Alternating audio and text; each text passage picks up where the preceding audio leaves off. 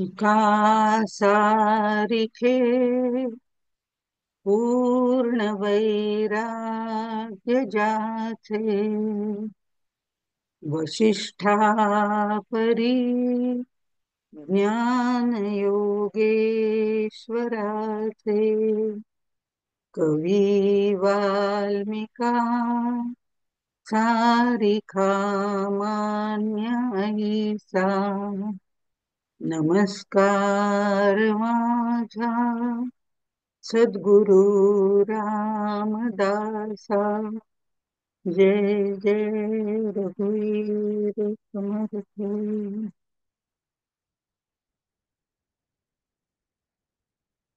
आज आपण दशक 7 मधला समास 5, द्वैत कल्पना निरसन असा बघणार आहोत. आतापर्यंत कसं झालं की आपण ब्रह्मनिरूपण पाहिलं, 14 ब्रह्म पाहिले, त्याच प्रत्येक समासामध्ये ब्रह्माचं वर्णनही पाहिलं, वेगवेगळ्या प्रकाराने समर्थांनी केलेलं आहे. 14 ब्रह्म पाहिली, विमल ब्रह्म पाहिलं. हे सगळं जे चिंतन आपण केलं ते शब्द रूपाने आपल्याला ब्रह्म म्हणजे काय हे समर्थांनी समजावून दिलं आणि आपण ते समजून घेतलं. आम्हाला ते पटलं सुद्धा की शब्दरूपाने आधी माहिती करून घ्यायला हवी, म्हणून आम्ही ती करून घेतली सुद्धा. पण तरीही आमच्या मनात जे मायेचं चिंतन आहे ते मात्र आमचं काही जात नाही. मग आता ते का जात नाही हा पुन्हा, कारण ही द्वैत कल्पना आमच्या मनामध्ये पक्की ठाण मांडून बसलेली आहे. मुळामध्ये आपण जर बघितलं तर आमच्या मनाला हे का पटत नाही की सगळीकडे ब्रह्मच आहे, सगळीकडे ब्रह्म भरलेलं आहे, तेच बघायचंय आपल्याला, मग भेदभाव करण्याचं काही कारणच नाही. मग हे सगळं चिंतन जे आहे तिथे भेदभाव करायचा नाही, चांगलं वागायचं, ते ब्रह्म दिसतं त्या मायेच्या पलीकडे जायचं, कल्पना करायच्या नाही, हे सगळं पटलं.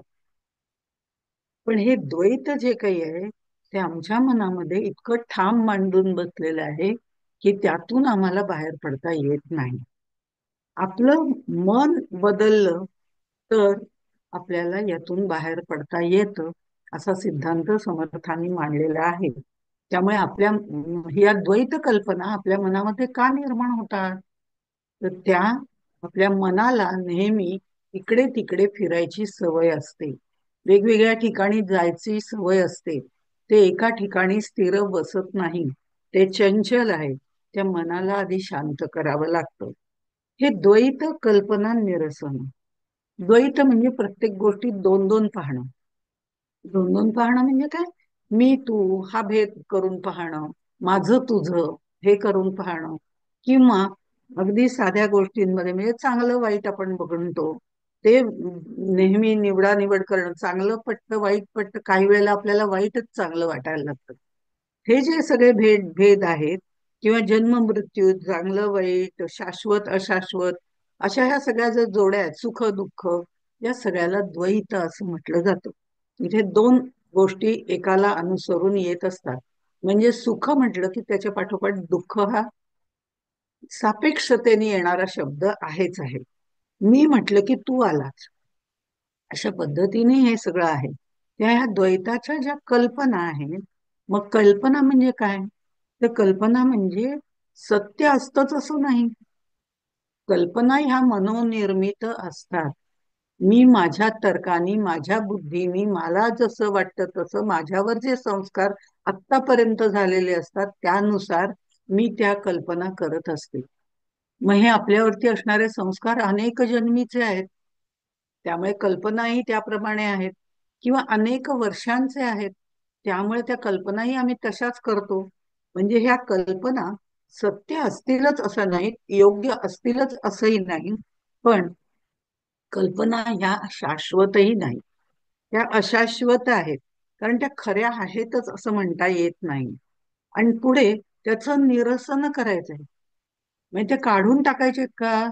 तर काढून टाकायचं, छाटून टाकायचं हे काही बाबतीत ठीक आहे, पण म्हणून असं करूनही चालत नाही. त्याचं निरसन करायचं, त्याचा निरास करायचा, ते मनातून बाहेर काढून टाकायचे. हे मनातनं काढणं फार अवघड असते, पण मनात आपल्या अनेक जन्मीचे संस्कार असल्यामुळे ते आतपर्यंत रुजून राहिलेलं असतं. तर इथे मात्र आपल्याला मनात मग ते पूर्ण बाहेर काढून ते मन शुद्ध करावं लागतं. त्याला निरसन असं म्हटलं जातं. मग द्वैत कल्पना ज्या आपल्या मनामध्ये अनेक जन्मापासून निर्माण झालेल्या आहेत, अनेक वर्षांपासून निर्माण झालेल्या आहेत, त्याच्यावर मनबुद्धीचं आपलं आधिपत्य त्याच्यावरती आहे. हे सगळं निरसन करून, त्याचा निरास करून मग आपल्याला या पुढे परब्रह्मापर्यंत जाता येतं. म्हणून आतापर्यंत आपण जे बघत होतो की आपली मनोधारणा बदलली पाहिजे. आपली मनोधारणाच बदलत नाही. पण मनाने एकदा घेतलं की तो त्याच्यावरच चिकटून बसतो. हे तितकंच खरं आहे. जसं माशी गुळाला चिकटून बसते, अगदी तिचे पाय तुटेपर्यंत ती तो गुळ खात राहते, पण ती ते काही सोडत नाही. पण त्या माशीला हे नक्की माहिती असतं की त्या अग्नीच्या जवळ ती जाऊन बसत नाही. छान आहे, दिसायला चांगला आहे, पिवळास आहे, सगळं असलं तर ती अग्नीवर जाऊन बसत नाही, कारण तिला माहिती इथे गेलं तर आपला नाश होईल.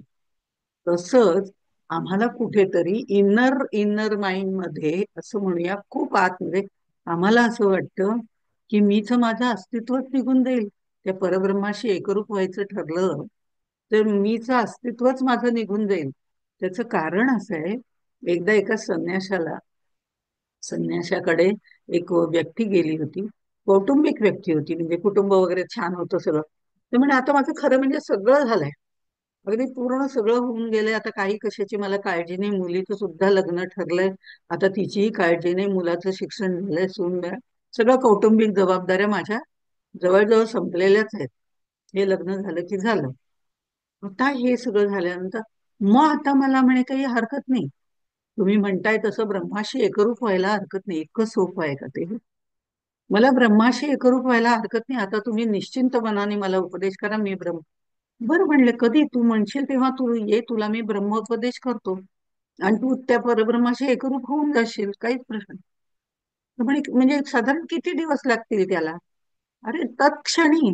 तू आत्ता बसतोयस का? आत्ता बस ना, मी तुला आत्ता उपदेश करतो आणि तुला त्या परब्रह्माशी एकरूप करून मोकळा करून देतो. नाही नाही म्हणलं, आत्ता कसं होऊन चालेल, मुलीचं लग्न ठरलंय ना, हे होऊ दे, ते झालं की मी येतो. म्हणजे त्या परब्रह्माशी एकरूप झाल्यानंतर माझं अस्तित्वच राहणार नाहीये, मी देही असून विदेही होणार आहे, सगळ्या सगळ्या गोष्टी मला सोडून द्याव्या लागणार आहेत.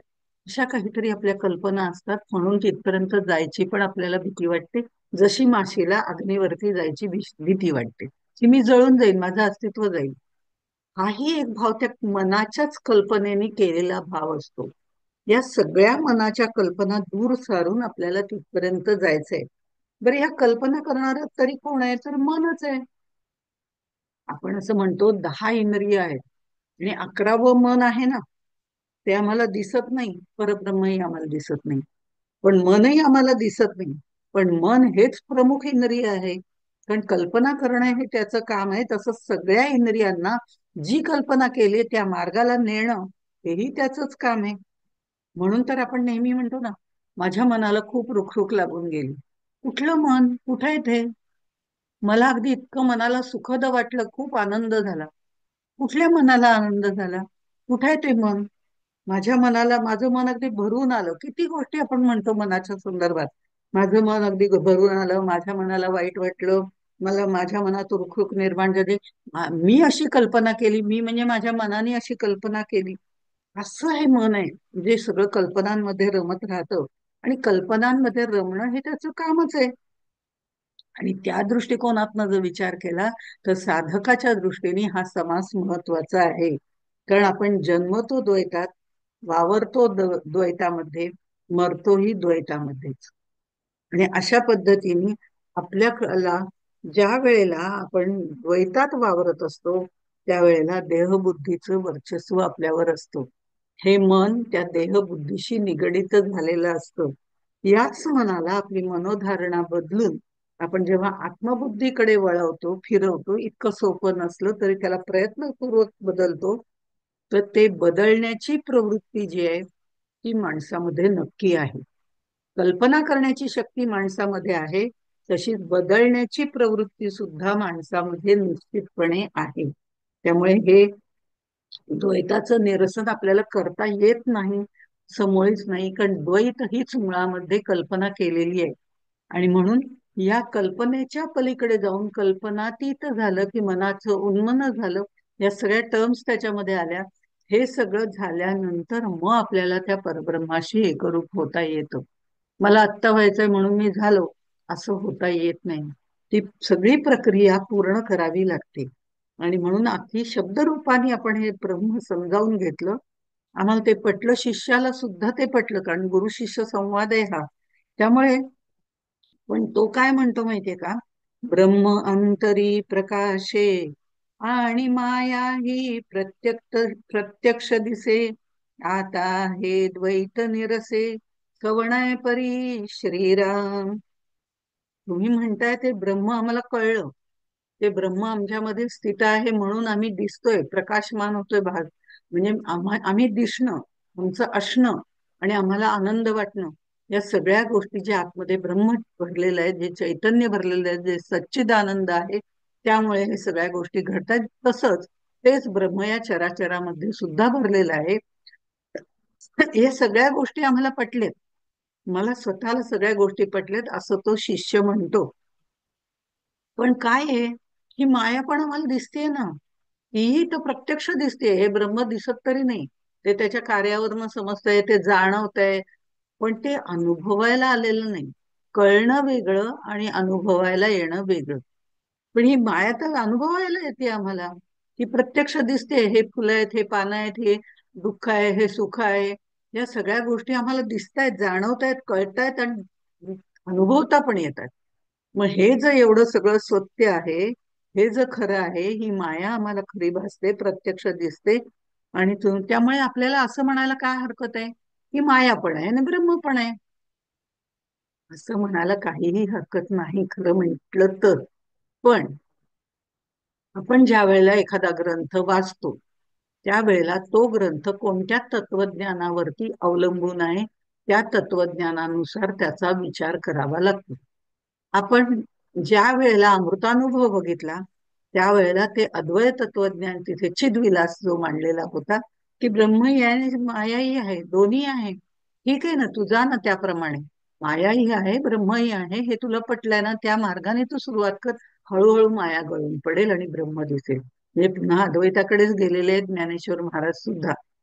म्हणजे पण इथे आपण ज्या वेळेला वाचतोय, त्यावेळेला समर्थ हे अद्वैती आहे, द्वैत त्यांना मान्य नाही. त्यामुळे ते अद्वैत आहेत. त्यांनी शंकराचार्यांचं तत्वज्ञान, अद्वैत तत्वज्ञान ज्याला म्हटलं जातं, ते त्यांनी इथे अंमलात आणलेलं आहे. त्यांचाच त्यांनी पुढे सगळीकडे प्रचार केलेला आहे. ते शंकराचार्यांच्या पावलावर पाऊल ठेवून आपल्याला सांगतात, ब्रह्म सत्य जगन मिथ्या, ब्रह्मैव ना परहा. दुसरं काहीही नाही, फक्त आणि फक्त सगळीकडे ब्रह्मच भरलेलं आहे. तूही ब्रह्म, मीही ब्रह्म, अशा पद्धतीने त्याने ठामपणे सांगितलेलं आहे की दुसरं काहीही नाही, ब्रह्मच आहे. ब्रह्म इव न परा, दुसरं काही नाही. तर ह्या याच्यामध्ये ज्ञानेश्वरांनी अमृतानुभव सांगताना आपण असं म्हटलं होतं की हे जग सुद्धा तितकंच सत्य आहे जे मला दिसतंय ते, आणि ब्रह्मही सत्य आहे, दोन्ही सत्य आहे.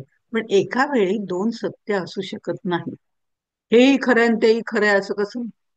हा, आपण जेव्हा व्यवहारात हे म्हणतो ना, हा हेही बरोबर आहे, तर त्याच्या दृष्टिकोनातनं बरोबर आहे, आणि हेही बरोबर आहे, हे याच्या दृष्टिकोनातनं बरोबर आहे. पण म्हणून एका वेळी दोन सत्य असू शकत नाही. त्यामुळे ब्रह्म एकम एव अद्वितीय, तेच सत्य आहे, अशा पद्धतीची जी मांडणी केली जाते, त्याला अद्वैत तत्वज्ञान असं म्हटलं जातं. आणि त्यामुळे इथे त्यांनी सांगितलंय दुसरं काहीही नाही, ब्रह्मच आहे सगळीकडे. आणि तो म्हणतो नाही, पण हे पण दिसतंय आणि ते पण दिसतंय, त्यामुळे मला असं वाटतं की ते दोन्ही ठीक आहे ना. पण समर्थ इथे म्हणतात नाही, ब्रह्म एकम एव अद्वितीय आहे, हे सत्य आहे. आणि हे जर तुला कळायचं असलं तर त्यासाठी तुला मनाची धारणा बदलावी लागेल. एकदा का मनाची धारणा, मनोधारणा हा शब्द आतापर्यंत आपल्याला बऱ्याच वेळा आलाय, कारण हे मनच जे आहे तेच वेगवेगळ्या प्रकारच्या कल्पना करत असतो. आणि त्यांनी एकदा चांगल्या कल्पना, अद्वैताच्या कल्पना करायला सुरुवात केली की आपोआपच त्याचं मन बदलतं, आणि मन बदललं तरच माणूस बदलू शकतो. माणूस वरवर कधीही बदलू शकत नाही, म्हणून मन बदलणं हे महत्वाचं आहे. आणि माणसाचं मन सहसा एकदम बदलत नाही. त्याला त्यासाठी टक्के टोणपे खावे लागतात, त्याला त्यासाठी ती अनुभूती घ्यावी लागते, त्याला त्यातल्या अडचणी कळाव्या लागतात, तेव्हाच त्याचं मन बदलतं. तोपर्यंत मन बदलत नाही. मन आधी कल्पना भरपूर करत असतो आणि त्या कल्पनेप्रमाणेच तो ठरवत असतो प्रत्येक गोष्ट की हेच बरोबर आहे. पण ही त्याची मनाची कल्पना असते, ती सत्य असते असं नाही. कारण कल्पना अशाश्वत आहे, ती बदलू शकते, ती शाश्वत नाही. मग कल्पना शाश्वत नाही, द्वैत शाश्वत नाही. आणि त्याचं म्हणून निरसन करणं, ही द्वैत कल्पना निरसन केल्याशिवाय आपल्याला पुढे जाता येत नाही. तर आम्हाला त्या मायेलाही खोटं मानता येत नाही. त्यामुळे ब्रह्म पण आहे, माया पण आहे असं म्हणायला काय हरकत आहे, असं शिष्याच्या मनात आलं आणि त्यांनी निर्भीडपणे त्यांना विचारलं. त्यावेळेला त्यांनी उत्तर दिलेलं आहे, सत्य ब्रह्माचा संकल्प, मिथ्या मायेचा विकल्प, ऐसिया द्वैताचा जल्प, मनची करी श्रीराम, जाणे ब्रह्म जाणे माया, ते एक जाणावी तुर्या, सर्व जाणे म्हणून या, सर्व साक्षिणी श्रीराम. काय आहे? संकल्प आणि विकल्प हे मायेमध्ये येतात. पण संकल्प जो आहे तो सत्याचा असतो आणि विकल्प आहे तो मायेचा असतो. माया वेगवेगळ्या मतांमध्ये आपल्याला फिरवत असते. असं झालं तर, तसं केलं तर, अमकं केलं तर, तमकं नाही केलं तर, वगैरे अशी ती विकल्पांमध्ये, वेगवेगळ्या कल्पनांमध्ये पण फिरवत असते. आणि ती चांगल्या वाईटाचा विचार त्याच्यावरती ती बुद्धी करत असते. पण मन दरवेळेला बुद्धीचं ऐकतच असं नाही. आपल्याला लाख सांगितलं की डायबेटीस आहे, साखर खाऊ नका, पण मन ऐकत नाही ना. बुद्धी सांगतेय की ते वाईट आहे, घातक आहे, हे सगळं पटतंय, मनाला पटतंय. पण समोर गोड पदार्थ आल्यानंतर तो खावासा वाटतो आणि मनाची शक्ती त्यावेळेला वाढते आणि मन ते खायला प्रवृत्त करतं. मग त्यावेळेला म्हणतो, राहू दे, ते बुद्धीला आज तर केलं, आजच्या दिवस खायला काही हरकत नाही. हा आजचा दिवस कधी संपत नाही, हा भाग वेगळा. पण तरी सुद्धा अशा पद्धतीने ते मन प्रत्येक वेळे बुद्धीचं ऐकतं असं नाही. त्यामुळे मन हे आपल्याच मनाप्रमाणे चालतं असंही सांगितलं जातं. त्यामुळे सत्य जो आहे तो ब्रह्माचा संकल्प आहे आणि मिथ्या जे आहे, मन मिथ्या पण संकल्प करतं आणि सत्य संकल्प पण मनच करतं. दोन्ही गोष्टी मनानेच तयार म्हणजे केले जातात. म्हणून ऐसिया द्वैताचा जल्प मनची करी. हे करू का नको करूचा जो जप आहे, जल्प म्हणजे वायफळ बडबड, हे आता जे सत्य संकल्प आहे तोच चांगला आहे आणि तोच करायला पाहिजे. अडचणी येत आहेत तर तो बाकीच्या सोडून द्यायचा, तो असं करून चालणार नाही जर आपल्याला तिथपर्यंत पोहोचायचं असेल तर. तर म्हणजे या सगळ्याच्या गडबड केली जाते ती मनाची असते. मन वढाळ वढाळ असं म्हटलेलं आहे, एकदा इकडे एकदा तिकडे असं ते फिरतच राहतं. आणि मना कल्पिता कल्पना कल्पकोटी हे आपण सांगतच राहतो. पण तसंच हे मन सत्याचा संकल्प सुद्धा करू शकतं, चांगल्या गोष्टींचा संकल्प करू शकतो, द्वैताचा संकल्प सोडून अद्वैताचा संकल्प सुद्धा करू शकतो. आता जसं माणूस तुरियेमध्ये, जाणे ब्रह्म जाणे माया, ते एक जाणावी तुर्या, असं समर्थाने तिथे उदाहरण दिलेलं आहे. की तुरियेमध्ये माणूस दोन्ही पाहू शकतो, ब्रह्मही पाहू शकतो, मायाही पाहू शकतो. म्हणजे बघा, हे सगळं सांगण्यामागचं कारण काय तेही आपण नंतर बघणार आहोत. की तुरियेमध्ये माणूस इकडेही बघू शकतो, ब्रह्मही बघू शकतो, मायाही. जेव्हा तो तुर्य अवस्थेत असतो, जेव्हा तो समाधी अवस्थेमध्ये असतो आणि तो पूर्णपणे ब्रह्माच्या दिशेला तोंड करून असतो, ब्रह्माच्या दिशेला तोंड करून असतो म्हणजे ब्रह्माचा संकल्प त्याने केलेला असतो, त्यावेळेला तो ब्रह्माचं दर्शन घेऊ शकतो. दर्शन, अनुभूती नाही, दर्शन घेऊ शकतो. हे दर्शन तो घेऊ शकतो म्हणजे त्याला चराचरात ब्रह्म दिसायला सुरुवात होते, हे दर्शन तो घेऊ शकतो. पण पुन्हा तो त्या समाधी अवस्थेमधनं परत मूळ स्थानावरती आला, म्हणजे त्या तुर्या रेषेच्या वरती आला की तो पुन्हा मायेमध्ये येऊ शकतो आणि तो त्याचे अनुभव सांगू शकतो की मला असं असं ब्रह्माचं दर्शन झालं, जे 14 ब्रह्माचं दर्शन आपण बघितलं, त्या पद्धतीने तो सांगू शकतो. आता हे तुर्येमध्ये माणूस दोन्ही पाहू शकतो असं जे त्यांनी म्हटलंय ते यासाठी म्हटलंय.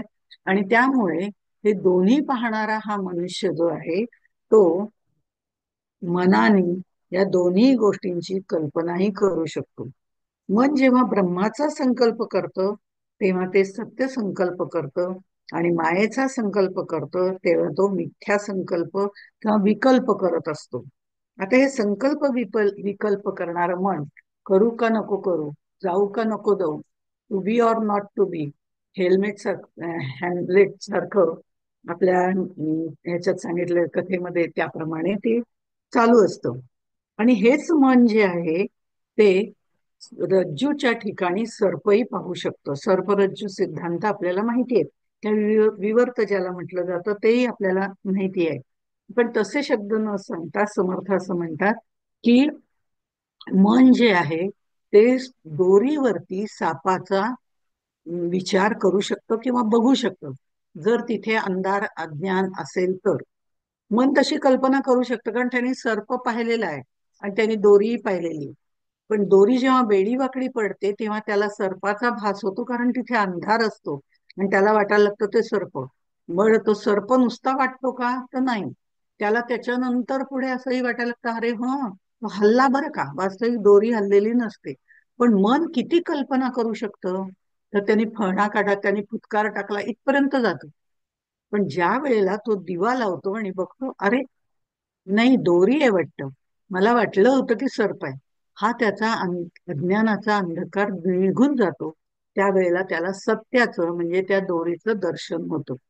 तसंच या सर्व सृष्टीवरती ही जी सृष्टी निर्माण झालेली आहे ती त्या भगवंतानी निर्माण केलेली आहे आणि त्याच्यामधनच त्याचं अधिष्ठान तिथे आहे. त्या अधिष्ठानावरती आम्हाला नामरूपाचं असं विविध दर्शन वैविध्य आम्हाला दिसतं, पण ते नामरूपात्मक वैविध्य असतं. त्यामुळे आम्ही काय म्हणतो की हे सगळं दृश्य विश्व आम्हाला दिसतंय. पण हे दृश्य विश्व कुणाच्या अधिष्ठानावरती आहे? तर त्या परब्रह्माच्या अधिष्ठानावरती आहे. ते परब्रह्म आम्हाला दिसत नाही कारण ते अज्ञानाच्या अंधकारामुळे आमचं झाकून गेलंय आणि आम्हाला नामरूपात्मक विश्व आम्हाला खरं वाटतंय, ते आम्हाला दिसतंय. पण मुळामध्ये ते नाहीच आहे असं संत आपल्याला सांगतात. अगा जे झालेची नाही त्याची वार्ता करसी काही, ते नाहीच आहे. त्या प्रत्येकामागे ते जे तत्व आहे ते तिथे आहे. म्हणजे प्रत्येकाचं जे अधिष्ठान आहे ते परब्रह्म आहे. जसं सापाचं अधिष्ठान दोरी होती त्याप्रमाणे जर आपण ते नामरूपात्मक सगळं ज्या गोष्टी आहेत त्या बाजूला केल्या, ह्या बाजूला इतक्या सहज करता येत नाहीत. म्हणून ज्ञानेश्वर माऊलींनी असंही म्हटलेलं आहे की लाटा दूर सारून समुद्र पाहायची काही गरज नाहीये. तसं हे नामरूपात्मक जग बाजूला करून पुन्हा आपल्याला हे आत्मतत्व पाहायचंय असं नाहीये, पण त्याचा निराश करायचा आहे. पण जग तसंच राहणार आहे. आपल्याला ब्रह्मज्ञान दर्शन झालंय, पण ज्ञान जरी झालं, ब्रह्मज्ञान झालं तरी जग तसंच राहणार आहे. माझी मुलं, माझं बायको, माझं घरदार, माझं हे सगळं तसं राहणार आहे. पण त्यातलं मी माझेपण हे जेव्हा दूर सारलं जातं की माझं आहे वगैरे ही भावना त्याच्यामध्ये राहत नाही, त्यावेळेला ते सगळं असलं तरी आपल्याला त्याचा त्रास होत नाही. हा जो भाग आहे, हे सगळं असलं तरी ते माझ्यासाठी नाही किंवा ते माझं नाही, मी त्याचा करता नाही, मी सगळं करणार आहे, मी केलं म्हणून झालं, ह्या सगळ्या भावना ज्या वेळेला निघून जातात त्यावेळेला देही असून विदेही असतो. त्यावेळेला आजूबाजूचं जग बदलत नाही, पण त्याच्याकडे पाहण्याचा आपला दृष्टिकोन बदलतो. आणि तो दृष्टिकोन बदलण्यासाठी मनोधारणा बदलावी लागते. असे हे सगळे गोष्टी असल्यामुळे साधन चतुष्टयाची बैठक त्यांनी आपली पहिली करून घेतली. सद्गुरु कसं करावं सांगितलं.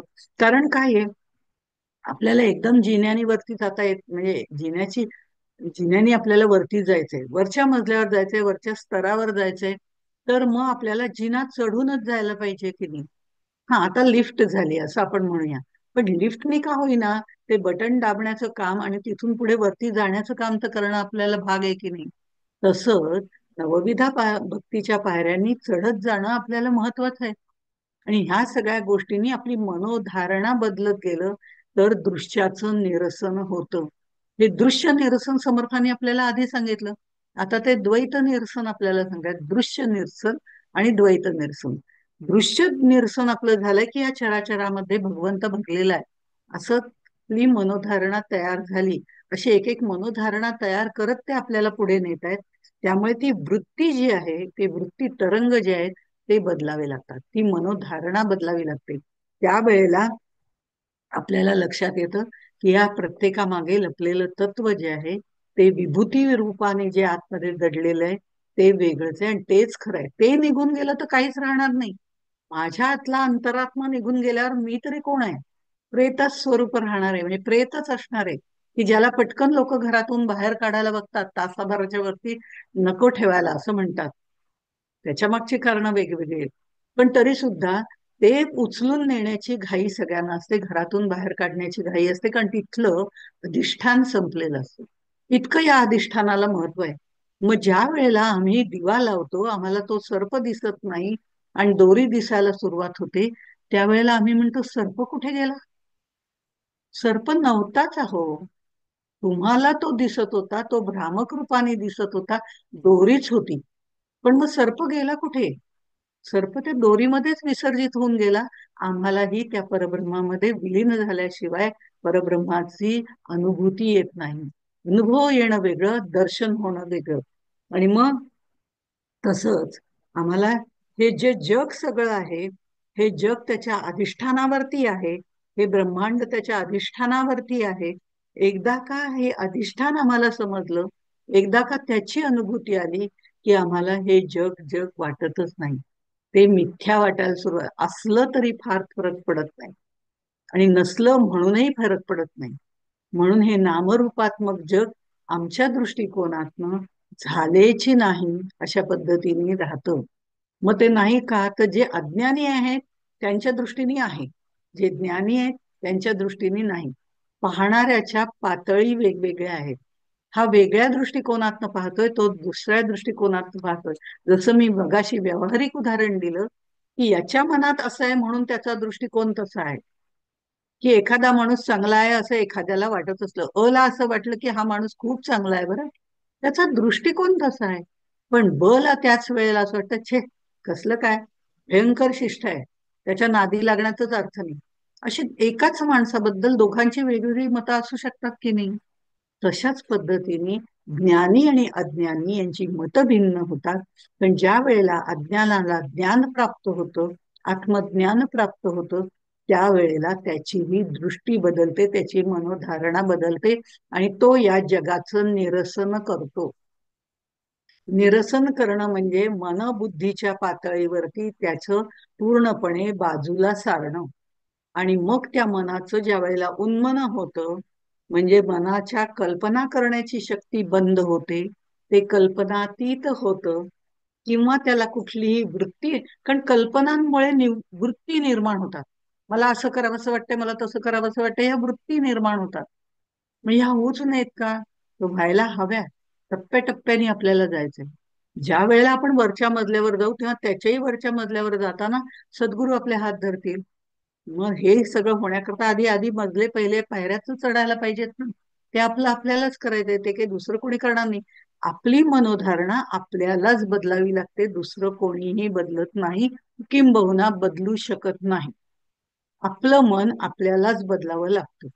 आणि हे जेव्हा आपल्या हातामध्ये येतं, ते बदलणं आम्हाला शक्य होतं.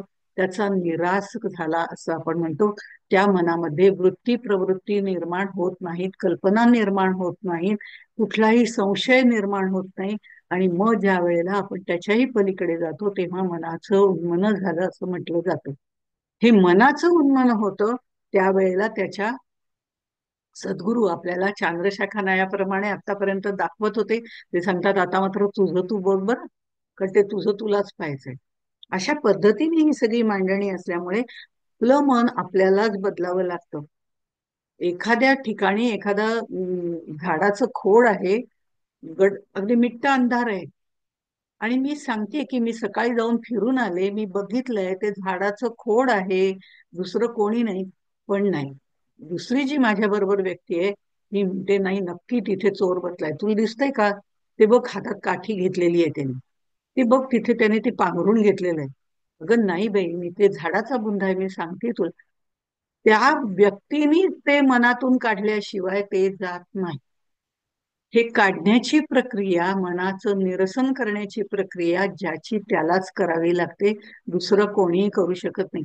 म्हणून एखाद्याने खूप ठरवलं, मी अमुक, मला हे नाही जमत आहे, मला ते नाही जमत आहे, मला ह्याची भीती वाटते, मला ते करता येत नाही, हे त्याची भीती त्यांनीच काढावी लागते. त्याप्रमाणे संकल्पाकडे जाण्याची मनाची बुद्धी त्यांनीच तयार करावी लागते. हे निरसन करण्याचं आणखीन एक उदाहरण देता आलं तर देते.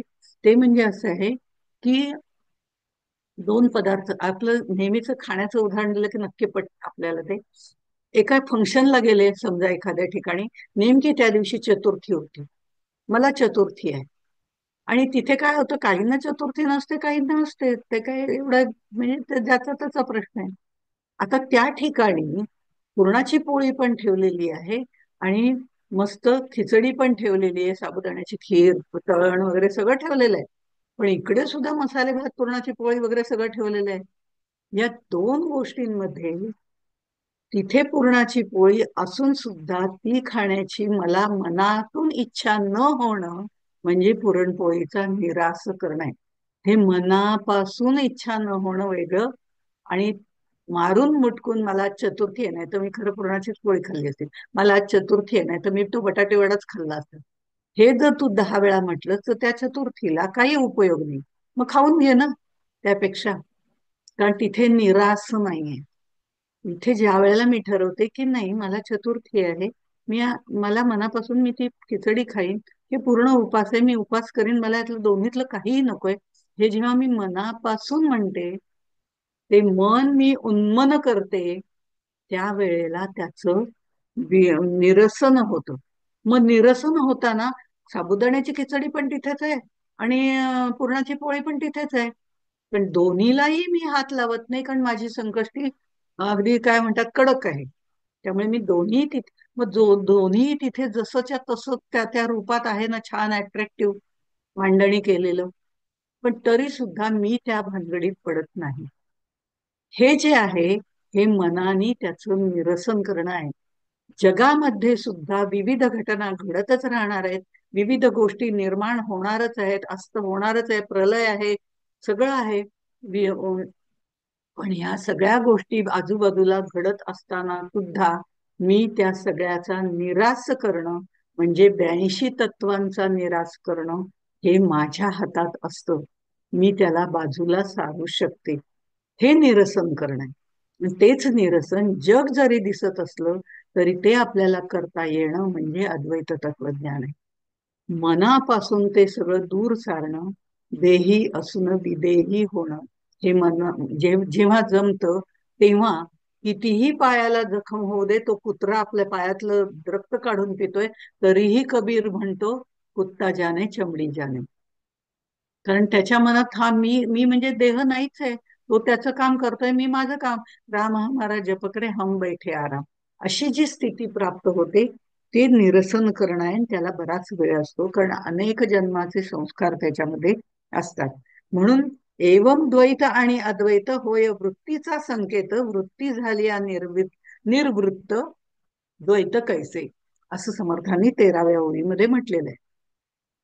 मग द्वैत आणि अद्वैत हे तरी काय आहे? द्वैत निरसन करा. अरे पण द्वैत नाहीच आहे, द्वैत आणि अद्वैत या सुद्धा कल्पनाच आहेत.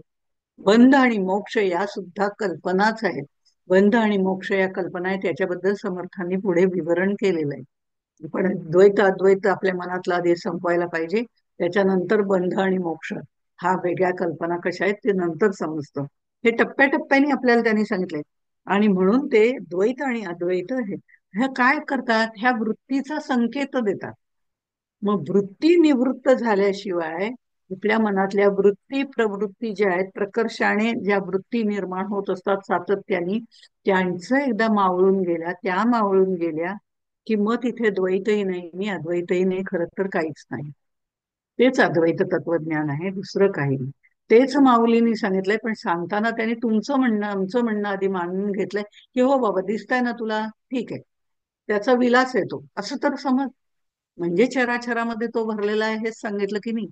मग त्या चराचरामध्ये तो भरलाय, मग त्याला पहा ना, ते बाकीचं कशाला बघतोय, हे पुढे त्यांनी सांगितलेलंच आहे. म्हणजे त्यांनी शंकराचार्यांचाच मार्ग अनुसरलेलं आहे ज्ञानेश्वर माऊलींनी.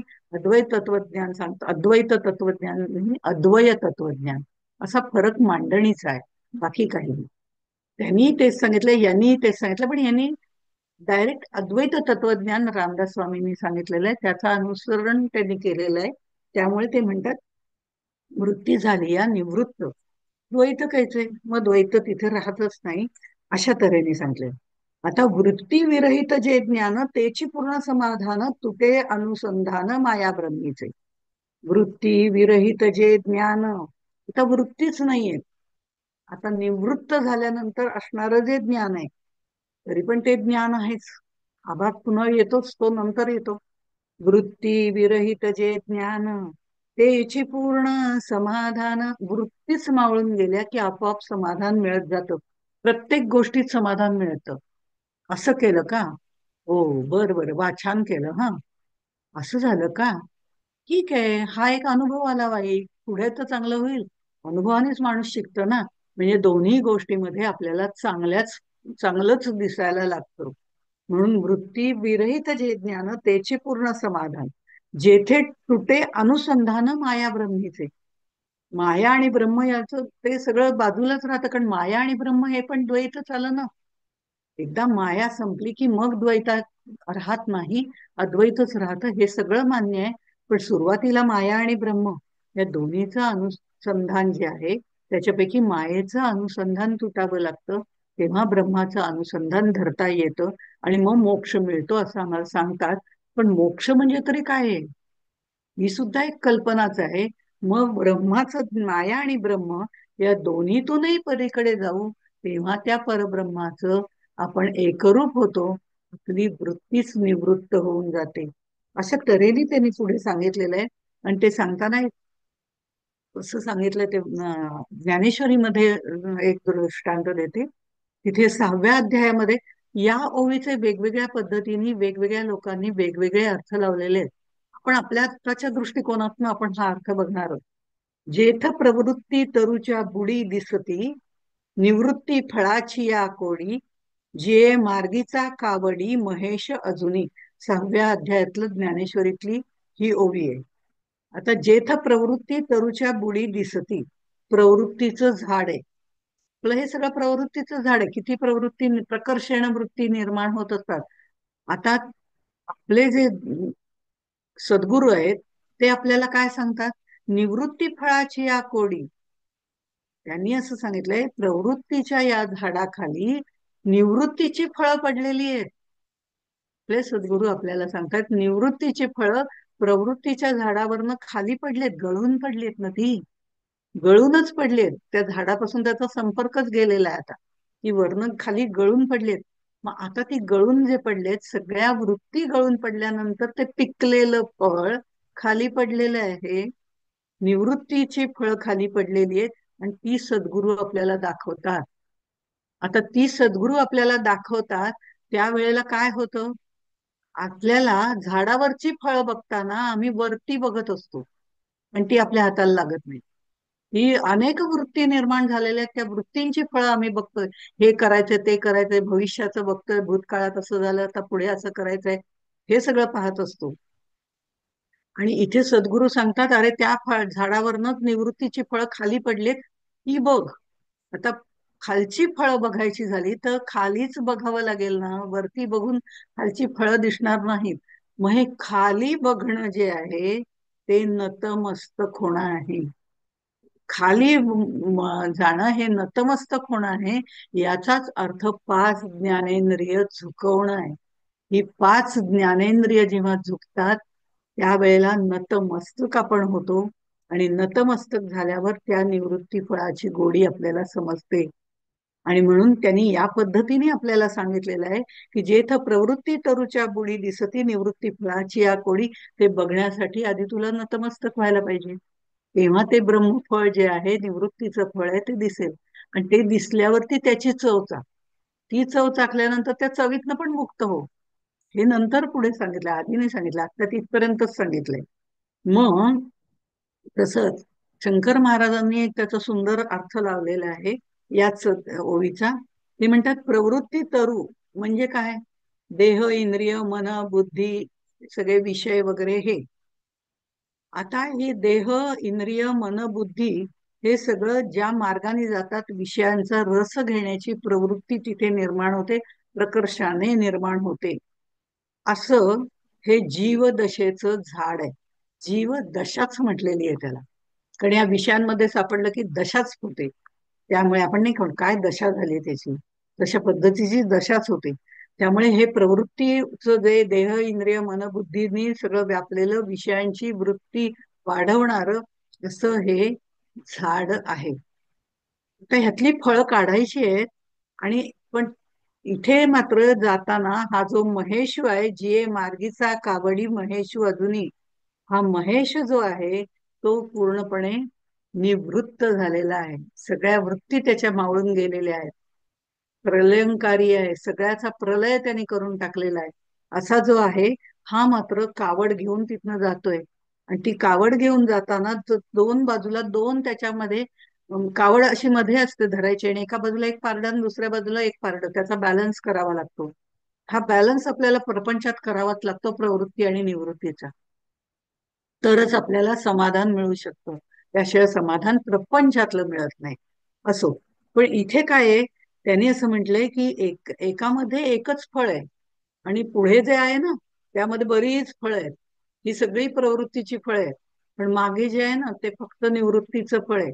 आता ते पुढची फळं एक एक बाजूला टाकून द्या की आपोआपच निवृत्तीचं फळ पुढे येऊन बसेल. ते फळ येणं हे महत्वाचं आहे. आणि हा कावड वाहणारा जो आहे, मार्गदर्शन करणारा जो आहे, तो कोण आहे? तो महेश आहे. त्यांनी स्वतः आधी आचरण करून दाखवलंय की मी या सगळ्यातनं निवृत्त झालोय. माझ्याकडे खरं म्हणजे ही पुढची फळं नाहीच आहेत. त्यामुळे मी भविष्याचा विचारच करत नाही. आणि मी खर तर भूतकाळाचाही विचार करत नाही. इथे ठेवल्यानंतर मी हा विचार करतोय आत्ताचा, की मी पुढची सगळी फळं काढून टाकली तर पारडं झुकायला पाहिजे की नाही. पण म्हणे मी इथे ते सांभाळून ठेवलेलं आहे. त्याचा समतोल साधलेला आहे. कारण मी भूतकाळाचाही विचार करत नाही की मी आता सगळ्या वृत्ती सोडून दिल्या. मी आता सगळ्या वृत्ती सोडून दिल्या, आता मी अगदी निवृत्त झाले, हे म्हणणारा मी तिथे आहे ना. म्हणजे निवृत्ती सुटलेल्या नाहीयेत, वृत्ती सुटलेल्या नाहीयेत, निवृत्त झालेला नाहीये. म्हणून मी भूतकाळाचाही विचार करत नाही, मी भविष्य काळाचाही विचार करत नाही. मी सगळ्याचा बॅलन्स करण्याचा विचार करतोय. हे जे आहे, म्हणून संत नेहमी वर्तमानात राहत असतात असं आपण म्हणतो. मग एका पारड्यातली सगळी हे काढून टाकल्यावर दुसरं पारडं जड लागतंय असं म्हणायचं काहीच कारण नाही. कारण निवृत्तीचं पारडं कधीच जड लागत नाही. हेही तितकंच आहे. त्यामुळे हे वृत्तीरहित होणं म्हणजेच या सगळ्याचा द्वैताचं निरसन करणं आहे. म्हणून त्यांनी असं म्हटलंय, वृत्ती विरहित जे ज्ञान तेची पूर्ण समाधान, जेथे तुटे अनुसंधान माया ब्रह्मीचे श्रीराम. आणि मग हे सगळं सांगत असताना या वृत्ती ज्या मनात निर्माण होतात, मन कल्पना करतं, त्या कल्पनेची सुद्धा समर्थाने दोन रूप सांगितलेली आहेत. सद्विद्या आणि अविद्या हे मनाच्या श्लोकामध्ये सांगितलेलं आहेच. मनाकल्पिताच्या त्याच्यात त्यांनी दोन्ही प्रकारच्या विद्या सांगितलेल्या आहेत. ते सुरुवात सांगितलेली आहे. पण इथे ते काय म्हणतात, दोन रूप जी आहे ती मन संकल्प आणि विकल्प करतं. मन संकल्प आणि विकल्प करतं हे जेव्हा, म्हणजे चांगल्या वाईट कल्पना करतं, तेव्हा चांगल्या कल्पना आहेत त्या करायच्या, आणि वाईट कल्पना आहेत त्या सोडून द्यायच्या. आता चांगल्या कल्पना करायच्या हे कळण्यासाठी कल्पना कोणत्या चांगल्या आहेत हेही महत्वाचं आहे. मग कोणत्या ते मार्गदर्शन सद्गुरू आपल्याला करतात. कोणत्या कल्पना चांगल्या आहेत? ज्या सत्याच्या आहेत, ज्या शाश्वताच्या आहेत, त्या कल्पना करून काही हरकत नाही. कारण कल्पना करण्याची तुझी मनाची प्रवृत्ती एकदम जाणार नाही. निर्विकल्प मन होणारच नाही. कल्पना करणारच आहे ते. मग चांगल्याच्या कर, वाईटाच्या कल्पना सोडून दे ना. थिंक पॉझिटिव्ह हे आता जे निघालेलं आहे की चांगल्या कल्पना तर करायला काय हरकत आहे. मग होईल का नाही, होईल का नाही, होईल ना. मला जर करायचंय, मी जे करणार आहे ते चांगलं आहे, ज्याला सद्गुरूंचं अधिष्ठान आहे, मी जे करणार आहे ते लोकांच्या हितासाठी आहे, माझ्या हितासाठी आहे, जे सर्वस्वाचा विचार करणार आहे, जे प्रेयस आहे का श्रेयस आहे याचा मी विचार करतोय, आणि त्याप्रमाणे ज्या चांगलं आहे ते मी करणार आहे. हे जे करायचं आहे यात चांगल्या कल्पना तर करायला हरकत नाही. कारण मन कल्पना करणारच आहे, ते अजून उन्मन झालेलं नाहीये. त्यामुळे ते चांगल्या कल्पना करता येतात. मग हळूहळू या चांगल्या कल्पना मी करायला सुरुवात करते आणि माझ्या मनामध्ये पॉझिटिव्ह थिंकिंग सुरुवात होते आपल्या आत्ताच्या भाषेमध्ये. म्हणजे आम्ही सद्गुरूंच्या दिशेने जायला सुरुवात करतो, सद्विचारांकडे जायला सुरुवात करतो. आणि हे करता करता याही कल्पना तू सोडून दे, मी करणार आहे हे सोडून दे, भगवंत करताय ही भावना ठेव. आणि हळूहळू याच कल्पना पुढच्या मार्गावरती जाताना भगवंताच्या कल्पना करायला सुरुवात कर. मी कोण करणारा, त्याची इच्छा असेल तर तो नक्की करेल, पण मी माझा 100% त्याच्यात देणार आहे. हे मी माझा 100% देणार आहे हे महत्वाचं आहे. मग तो मला सहाय्य करणारच आहे, तोच खरा करताय ह्या भावनेनी.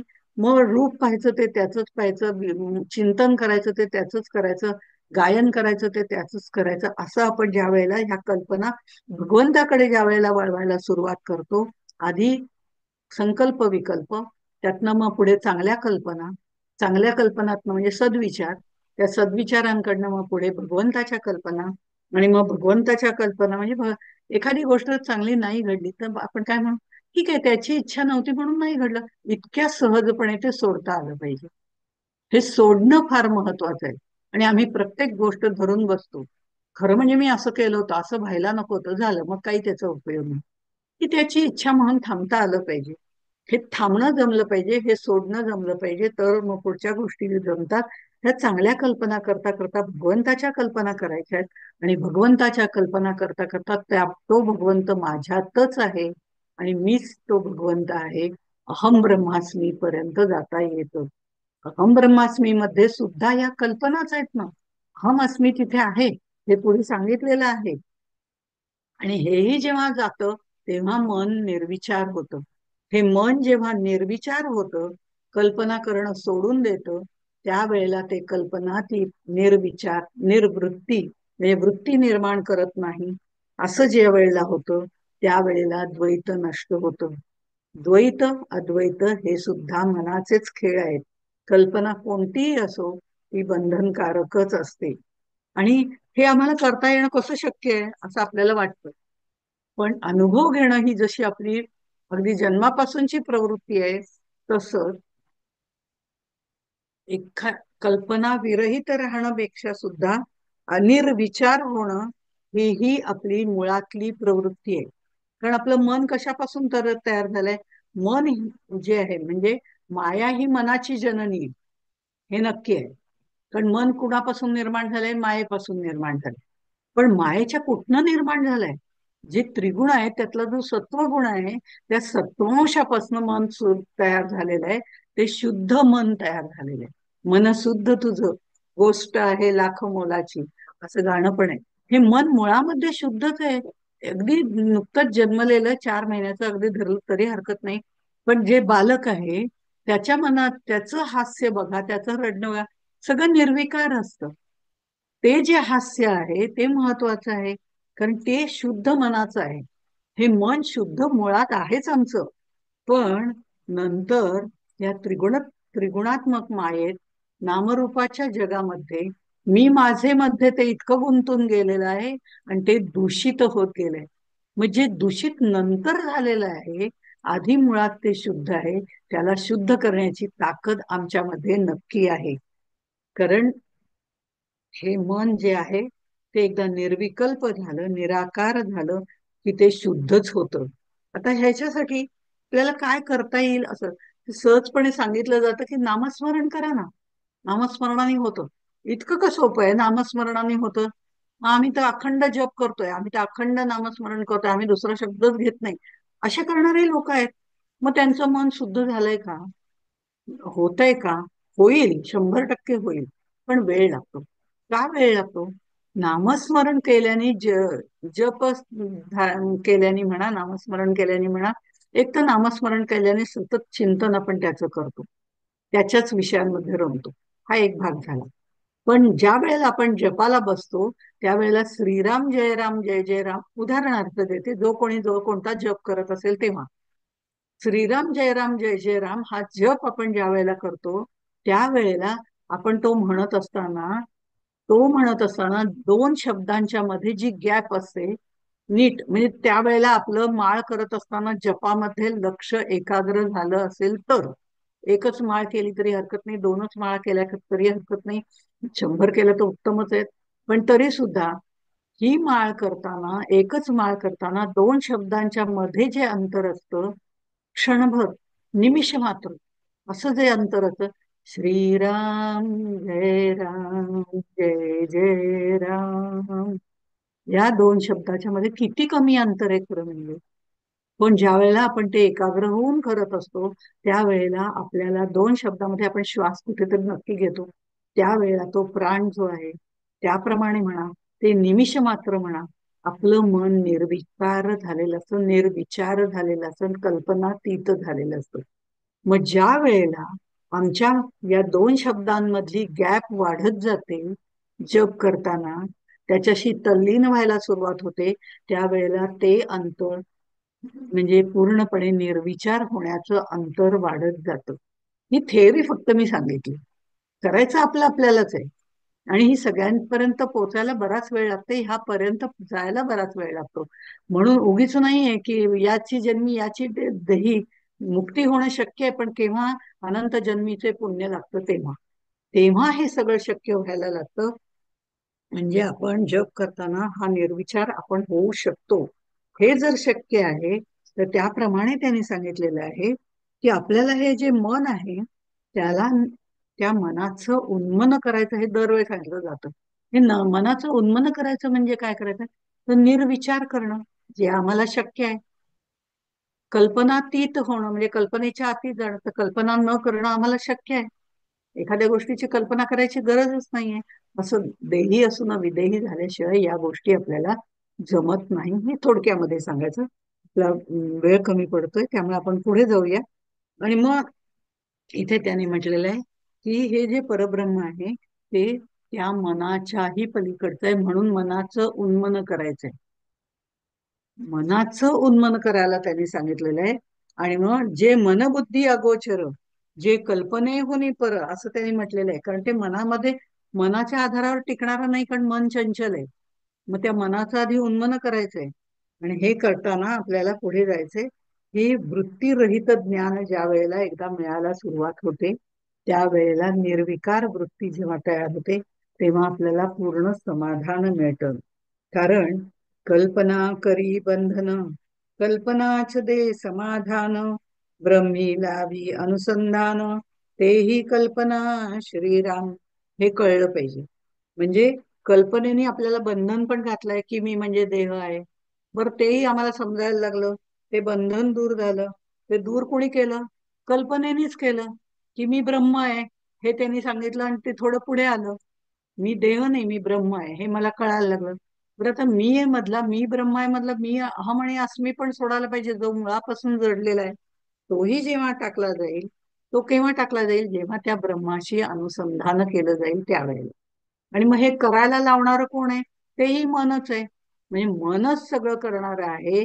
त्याच मनाला तिथपर्यंत गेल्यानंतर त्याचं उन्मन करावं लागतं. पण ते मनबुद्धीच्या पलीकडे आहे. जे मनबुद्धी अगोचर, जे कल्पने होनी पर, ते अनुभवता साचार, द्वैत कैसे श्रीराम.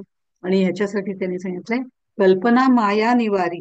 चांगलं वाईट, योग्य अयोग्य, हे सगळे हे कल्पना ज्या आहेत त्याही मायाच दूर करते. कल्पना ब्रह्म थावरी, म्हणजे आता ब्रह्माकडे जायचंय हा निश्चयही मायाच करते. म्हणजे देहबुद्धी पासून आत्मबुद्धीपर्यंत जायचा हा निश्चय कोण करतं? मनच करतं. मला हे करायचंय, मला एखादी गोष्ट करायची, हे मनाने पक्क ठरवल्यानंतर पण चांगल्याच दृष्टिकोनातनं पॉझिटिव्ह थिंकिंग करून जर आपण तिथपर्यंत गेलो तर आपण ते करू शकतो. इम्पॉसिबल काहीही नाही. माझ्यासाठी आय एम पॉसिबल. त्यामुळे इम्पॉसिबल काही नाही. सगळ्या गोष्टी पॉसिबलच आहेत. फक्त तिथपर्यंत मनाची तयारी असावी लागते. ती ज्यांची झाले त्यांना संत असं म्हटलं जाते. म्हणजे अजून ती तयारी व्हायची आहे. म्हणून कल्पना ब्रह्मथावरी, हे कल्पनाच आम्हाला ब्रह्मापर्यंत पण घेऊन जाते. आणि मग ब्रह्मसंकल्प सत्यसंकल्प हा आमचा सुरू होतो. आत्मबुद्धी वाढायला लागते. आणि जसजशी आत्मबुद्धी, ही सगळी थेअरी आहे, हे प्रॅक्टिकल आपल्यालाच करायचं असतं. ही आत्मबुद्धी जशी वाढायला लागते तसतशी देहबुद्धी कमी व्हायला लागते. आपोआपच संशय धरी आणि वारी तेही कल्पना. हे संशय कुठल्या गोष्टीचा घ्यायला सुरुवात जी करणारी आहे माया, मन, मनतेची माया, असेही एका तुकारामाने अभंगामध्ये म्हटलेलं आहे. मग हे जे सगळं आहे त्या मायेच्या ठिकाणी परब्रह्माची स्थापना मनच करतं. आता हे मन, या मनाचं सामर्थ्य अचाट आहे. ते मन एकदा बदललं, ते मन एकदा शुद्ध केलं, ते मन एकदा परिपूर्णरित्या उन्मन व्हायला लागलं की आपोआपच ते तुर्यावस्थेपर्यंत जातं. आणि मग देहबुद्धी पूर्णपणे क्षीण होते. वासनात्मक देह जो आहे तो शुद्ध देह व्हायला लागतो. त्याच्यातल्या वासना विरहित, त्यांचा वास तिथे राहतच नाही. वास ना, वास करणे म्हणजे राहणे. आतापर्यंत हा वासनात्मक देह होता, तो देहबुद्धीला घट्ट चिकटून होता. तर या सगळ्या गोष्टी करत करत पुढे आल्यामुळे आता आपल्यामध्ये देहबुद्धी ते आत्मबुद्धीपर्यंत आत्मबुद्धीचा प्रवास सुरू होतो. आणि हा आत्मबुद्धीचा प्रवास समर्थांनी 15व्या दशकाच्या नंतर सांगितलेला आहे, आधी सांगितलेला नाही. 9 ते 15 मध्ये त्याचं वर्णन केलेलं आहे. ते कसं जायचं, काय करायचं, ह्या गोष्टी सांगितलेल्या आहेत. पण त्याच्या प्रॅक्टिकल नंतर मात्र त्यांनी ते नक्की काय आत्मबुद्धी पर्यंत कसं पोहोचतो हे सांगितलेलं आहे. आणि मग इथे ज्या वेळेला कल्पनेमध्ये परिवर्तन व्हायला लागतं, ते कल्पनातीत व्हायला लागतं, तेव्हा त्याचं ते मन शुद्ध होतं. हे शुद्ध मन उन्मनी अवस्थेपर्यंत जातं. आणि मग तिथे आपल्याला परब्रह्माचं दर्शन होतं. अशा पद्धतीने या समासाची मांडणी खरं म्हणजे केलेली आहे. आणि मग ती करताना हे मनच सगळं करणार आहे हे सांगितल्यानंतर म्हणजे मनबुद्धी अगोचर आहे, पण मनबुद्धीला पण तिथून परत यावं लागतं. कारण ते त्याच्याही पलीकडे आहे असं त्याने सांगितलंय. आणि हे प्रत्येक श्रुतीमध्ये पण सांगितलेलं आहे. परेहून परते घर असं ज्ञानेश्वरांनी पण सांगितलेलं आहे. परापश्यंती मध्यमा वैखरीच्या पलीकडे आहे, परेहून परते घर असं त्यांनी म्हटलेलं आहे. हे परब्रह्म त्याच्याही पलीकडे आहे असं त्यांनी सांगितलंय. म्हणजे इथे परापश्यंती मध्यमा वैखरी हा जो प्रवास आहे, जपाच्या दृष्टिकोनातून जरी म्हटलं तरी परे मध्ये आपल्या शब्दाची निर्मिती होते, स्पंदन होतं. पश्यंतीमध्ये विचार केला जातो, मध्यमेमध्ये त्याची कंपनं ठरवली जातात, आणि मग वैखरीमधून ते सगळं बाहेर पडतं. या परब्रह्माचंही तसं झालेलं आहे. परावाणीमध्ये त्याला एकोहम हे स्पंदन झालं. मग त्यांनी पश्यंती वाणीमध्ये बहुश्याम हा विचार केला. आणि मग मध्यमेमध्ये म्हणजे गुणमाया निर्माण झाली, त्रिगुण निर्माण झाले. आणि मग वैखरीमध्ये अष्टधा प्रकृतीची निर्मिती झाली. असं हे एकोहम पासून निर्माण झालेलं आहे. ते उलटा प्रवास ज्या वेळेला अंतर्मुख प्रवास केला जातो, वैखरी वाणीने जप करता करता हळूहळू तो मध्यमेमध्ये शिरतो. ह्याचा विचार नंतर वाणींच्या बाबतीमध्ये केलेला आहे. आपण ह्याच्याही पूर्वी अमृतानुभवामध्ये केलेला आहे, हरिपाठामध्ये केलेला आहे. तसाच तो पुढे दासबोधात पण आहेच आहे. हाच विचार सांगितलेला आहे. आणि मग हळूहळू हा अंतर्मुख प्रवास सुरू होतो, तेव्हा त्या परेहून परता जो आहे ते त्याच म्हणजे परावाणी जी आहे, जिथे स्पंदन निर्माण होतं, तीही पूर्णपणे मावळून जाते. याचाच अर्थ मौन्यगर्भ अवस्था प्राप्त होते.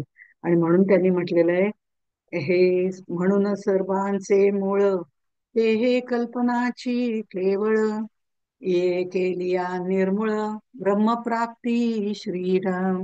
ही कल्पना आणि ते कल्पना करणारं मन यांचं निर्मूलन केलं की या कल्पनेमध्ये जरी अचाट सामर्थ्य असलं, खूप सामर्थ्य असलं, तरी सुद्धा ती आपल्याला निर्विकल्प अशा समाधीपर्यंत, सविकल्प समाधीपर्यंत नेऊ शकते, परब्रह्मापर्यंत नेऊ शकत नाही.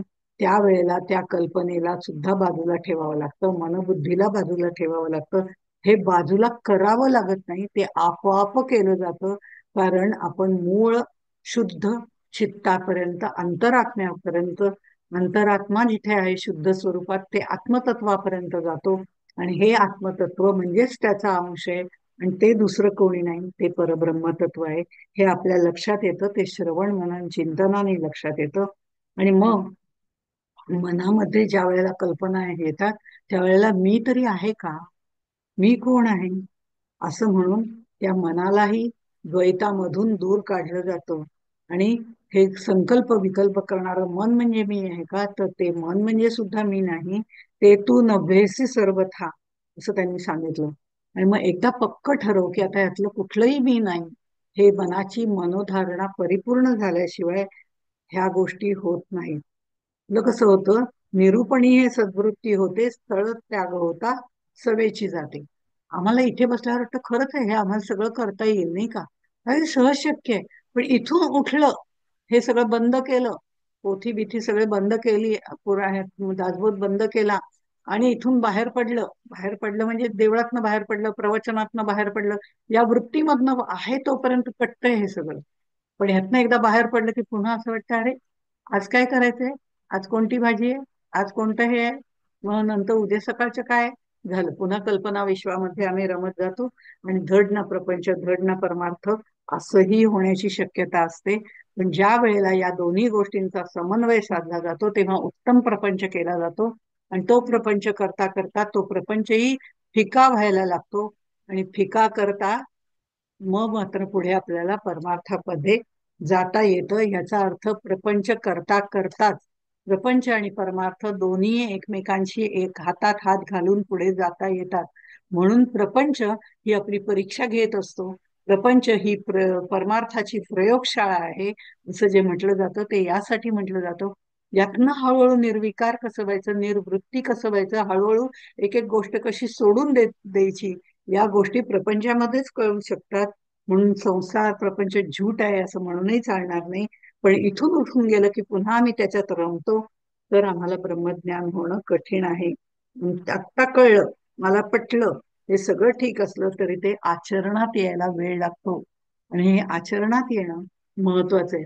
हे आचरणात येत नाही आमच्या, याचं एक छोटस उदाहरण देते. समर्थ ज्या वेळेला कीर्तन करत होते, प्रवचन कीर्तन ते करत असत, ते जेव्हा कीर्तन करत होते त्यावेळेला धनगरांनी आपल्या एका सगळ्या, ही कथा सगळी परिचित आहे, फार वाढवत नाही. त्या धनगरांनी तिथे मेंढ्या सोडलेल्या होत्या चरायसाठी. तो म्हणला देऊळ आहे अनायसे, बसूया तिथे. म्हणून तो तिथे बसला. धनगर होता, अर्ध लक्ष इकडे होतं अर्ध लक्ष तिकडे होतं. पण त्यामुळे तो ऐकत होता. पण ऐकत होता आणि त्याचे ते समर्थांच्या प्रवचनामध्ये काहीतरी सारखं येत होतं, उन्मन. मन उन्मन झालं की हे सगळं होतं. ही मनाची उन्मनी अवस्था महत्वाची आहे वगैरे वगैरे. हा उन्मन उन्मन उन्मन हा शब्द त्याने इतक्या वेळा ऐकला. नक्की काय आहे? मन कळत होतं त्याला, मन म्हणजे माझं मन कसं आहे वगैरे हे मन कळत होतं. तर उन्मन काय प्रकार आहे कोणास ठाऊकी. ते झालं की परब्रह्म म्हणजे देव भेटतो, एवढं त्याला कळलं. आता तो मग नंतर सगळं प्रवचन झाल्यावर म्हणाला, हे उन्मन उन्मन म्हणजे काय तुम्ही म्हणत होता ना, उन्मनी अवस्था उन्मनी अवस्था, अगदी उन्मनी उन्मनी जे काय म्हणत होता ना, ते काय आहे ते एकदा मला सांगून टाका. ते एकदा कसं करायचं सांगा, म्हणजे मग मला जमलं सगळं. ते म्हणले फार छान, म्हणजे तुला नक्की जमेल असं त्यांनी सांगितलं. ते म्हणजे काय आहे उन्मन. मन जे आहे ना, त्या मनाचं बिलकुल ऐकू नको. हे मनाचं आपण ऐकत गेलो ना की ते सोडून द्यायला शिकवतच नाही, ते सगळं घट्ट धरून ठेवायला शिकवतो. शिकवतो की नाही? हो म्हणला, घट्ट धरून ठेवायला शिकवतो. म्हणून तर म्हणे संसार प्रपंच घट्ट धरून ठेवलाय मी. म्हणे मग बरोबर आहे. मग हे मनाचं उन्मन करायचं म्हणजे ते मन जे आहे ना, ते जे काय बोलते ते अजिबात ऐकायचं नाही. ठीक आहे म्हणलं, आजपासून तर जातो ना म्हणे मारुतीला दरवेळेला. रोज जाता जाता इथनं या मारुतीच्या ह्याला नमस्कार करतोस की नाही? मग मारुतीला नमस्कार करायचा. पण करताना असं नाही म्हणायचं की हे माकड आहे म्हणून. माकड आहे म्हणून म्हटलंस की मग पंचायत आली. मन तुला सांगतं ना माकडासारखंच आहे ना. शेपूट आहे, तोंड तसंच आहे, सगळं मुख तसंच आहे, बलभान तसंच आहे, उड्या मारते तसंच आहे ते. हो म्हणल्या, खरंच तसं आहे. पण नाही नाही, मी मनात नाही आणणार की ते माकड आहे म्हणून. आता तो जेव्हा तिथे जातो आणि तो म्हणतो आता जरा झाडाखाली बसूया, थोडी विश्रांती घेऊया. नाही नाही, मनाचं नाही ऐकायचं. तो तिथे झाडाखाली बसत नाही, तो पुढे जातो. असं करत करत मनाचं ऐकायचं नाही, मनाचं ऐकायचं नाही. मारुतीच्या तिथे गेल्यानंतर आज इतके वर्ष तो दर्शन घेत होता, त्याला तो मारुतीच दिसत होता खरं म्हणजे. पण तरी सुद्धा याला माकड नाही हा म्हणायचं. कारण आज त्यांनी सांगितलंय, ते जे मनाने त्याच्या घेतलं ते रोज त्याच्या मनामध्ये ते माकड आहे असं ते यायला लागलं. हे मन जे आहे ते असंच फिरणारं मन आहे. त्या मनाचं उन्मन करणं म्हणजे मनाच्या विरुद्ध वागणं नव्हे, त्या मनाला समजावणं आहे. समजावणं वेगळं, म्हणजे त्याग करणं वेगळं. त्याग केला तर तो पुन्हा उफळून येण्याची शक्यता असते आणि दाम दुपटीने तो वसूल करतो. पण त्याग करणं वेगळं, मनापासून गळून पडणं वेगळं. अशा तऱ्हेने हा गोष्टीचा मतितार्थ आहे. हे गळून पडणं जे आहे ना, ते आपल्या दृष्टीने महत्वाचं आहे. म्हणून त्यांनी कल्पनेचं बरचसं वर्णन केल्यानंतर या खोट्या कल्पनांनी मन भटकत राहतं.